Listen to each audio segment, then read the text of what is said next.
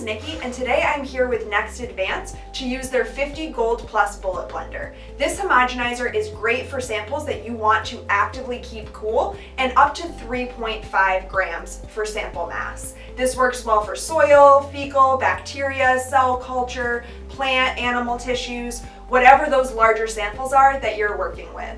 Today, I'm going to be using it for a process called dry grinding. I have 3 grams of coffee beans and 3 grams of lentils in our 50 ml Hippo tubes.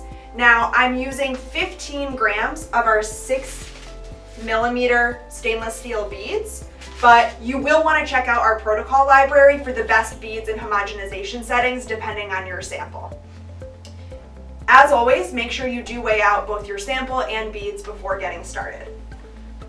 For this model, those 50 ml tubes are going to need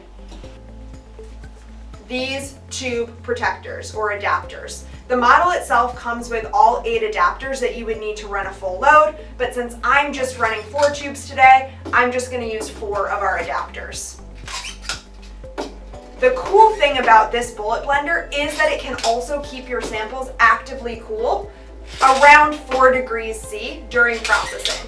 Now for my samples, I'm not worried about temperature today, but if that was a concern, I could either fill this bucket with dry ice, or underneath the bucket is an actual well for liquid nitrogen for the active cooling.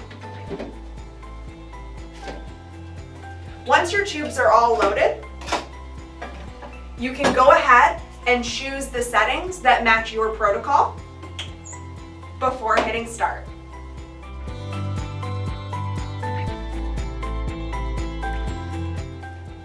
Great, now that the bullet blender is done, it's time to check on our samples.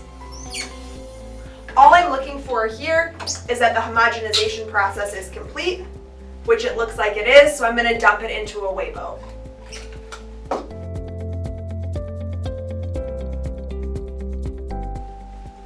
I've transferred my homogenized sample into clean weigh boats, and as you can see, we do have a uniform powder, so I'm ready for the next step. Depending on your protocol, you may need different amounts of your sample. For mine, I need 250 milligrams.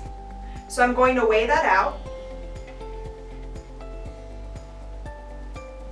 and combine it with my extraction buffer and add it to a clean 50 ml tube. At this point, I'm actually going to be able to transfer my 50 ml tubes right back into the bullet blender to finish that DNA extraction to look for my biomarkers.